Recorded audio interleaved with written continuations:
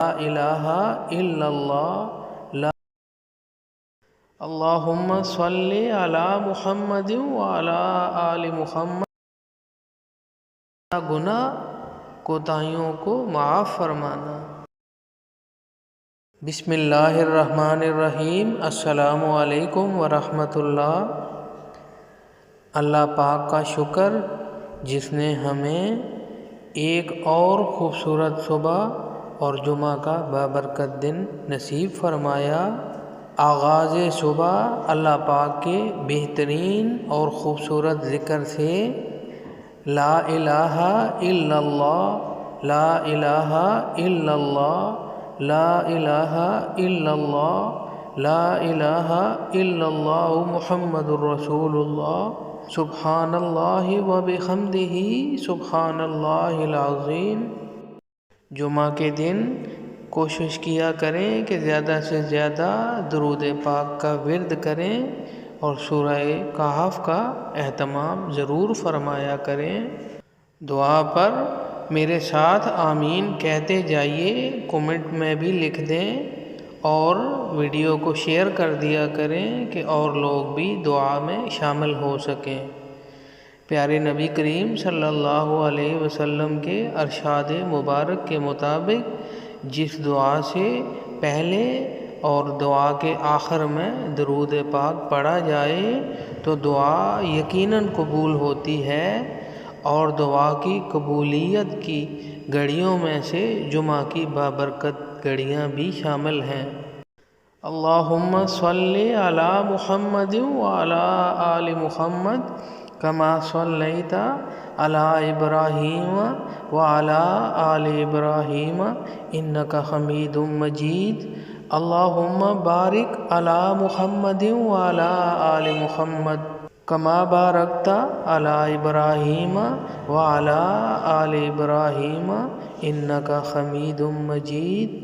اے میرے مالک، ہم تیری رضا میں راضی ہیں، ہمیں اسی پر قائم رکھنا، ہمارے عیب، دانستہ و نادانستہ گناہ کوتاہیوں کو معاف فرمانا، ہم پر اپنا کرم فرمانا، ہمیں صحت و تندرستی عطا فرمانا، ہماری مشکلیں اور پریشانیاں آسان فرمانا۔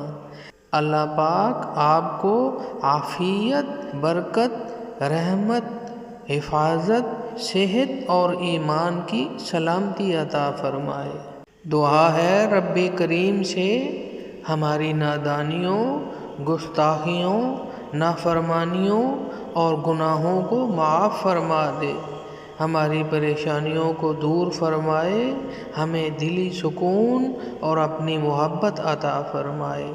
یا رب العالمین، ہم سب پر اپنی نعمتوں کے دروازے کھول دے، ایمان کی دولت میں اضافہ فرما، صالح عمل کی توفیق عطا فرما، صحت و تندرستی عطا فرمانا، خاتمہ بالایمان فرمانا، تمام جائز دعائیں قبول فرمانا، اور ہمیں اپنے سوا کسی اور کا محتاج نہ بنانا۔ اے اللہ، جو جو بیمار ہیں ان سب کو شفائے کاملہ عطا فرمانا۔ اے اللہ، جو جو بے روزگار ہیں ان کا سبب پیدا فرما۔ اے اللہ، جو قرض دار ہیں ان کے قرض ادا کرنے کا سبب پیدا فرما۔ اے اللہ، جن جن کے والدین اس دنیا فانی سے جا چکے ہیں، اے اللہ ان کی کامل بخشش فرما کے انہیں جنت الفردوس میں جگہ عنایت فرما، اور جن کے والدین حیات ہیں اے اللہ انہیں ان کی خدمت کرنے کی توفیق عطا فرما۔ اے اللہ، جن کے والدین بیمار ہیں انہیں صحت کاملہ عطا فرما۔ اے اللہ، ہم سب کا خاتمہ ایمان کے ساتھ کرنا۔ اے اللہ، ہمیں جاتے وقت اے اللہ کلمہ شہادت نصیب فرمانا۔ اے اللہ، ہمیں دین و دنیا کی کامیابیاں عطا فرما۔ اے اللہ، ہماری اولادوں کو اپنے حفاظت میں رکھ۔ اے اللہ، انہیں برائی سے بچا انہیں نیکی کی توفیق عطا فرما۔ اے اللہ ہم سب کو پیارے نبی کریم صلی اللہ علیہ وسلم کا حقیقی عشق نصیب فرما۔ اے اللہ ہمیں اپنے احکامات پیارے نبی کریم صلی اللہ علیہ وسلم کے مبارک طریقے کے مطابق پورے کرنے والا بنا۔ اے اللہ ہمیں اپنی ذات پہ پختہ یقین عطا فرما اور دونوں جہانوں کی کامیابی اپنے مبارک دین میں یہ یقین ہمیں عطا فرما۔ اے اللہ ہمیں روز قیامت کی مشکلات سے بچانا۔ اے اللہ وہ دن جس دن تیرے عرش کے سائے کے علاوہ کوئی سایہ نہیں ہوگا، اے اللہ ہمیں اپنے عرش کا سایہ نصیب فرمانا۔ اے اللہ ہمیں پیارے نبی کریم صلی اللہ علیہ وسلم کی شفاعت نصیب فرمانا۔